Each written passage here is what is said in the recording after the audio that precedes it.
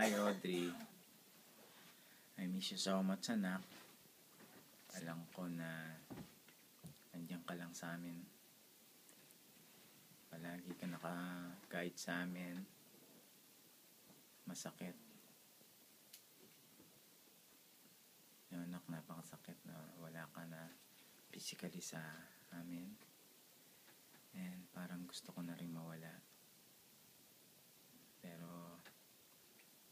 sabi mo nga anak, tanggapin na lang natin kung ano yung pinagkaloob sa atin na maluwag, and let's move on. Pero anak, ang hirap. Hindi ko maisip kung bakit nawala ka na agad sa amin. Napakabata mo pa. Marami ka pang pwedeng gawin. Marami pa rin akong plano para sa'yo anak, na hindi ko na magagawa kasi wala ka na nga. Pero on the other side, tinitignan ko na lang na wala na yung pain mo, wala na yung sufferings mo, and hope na nandiyan ka na ngayon sa Creator natin na lagi naka-guide sa amin kahit saan man kami pumunta.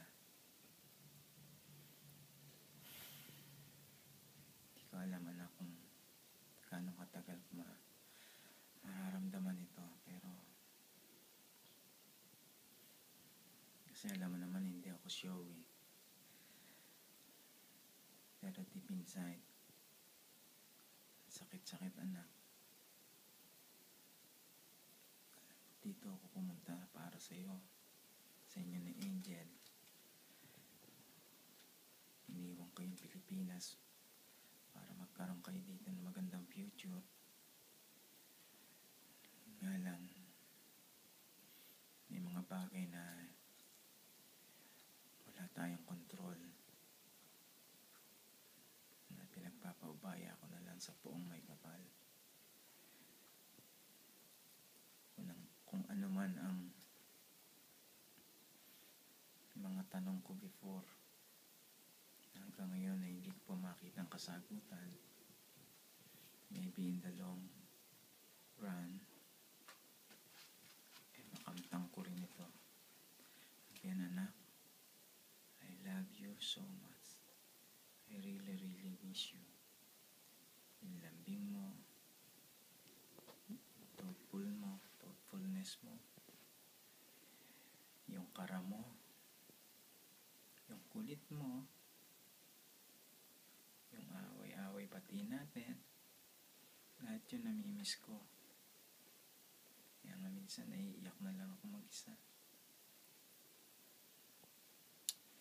Pero I have to move on anak, kasi nandito pa naman si Angel. Diba sabi mo, nalagaan ko si Angel? Yun ang gagawin ko anak.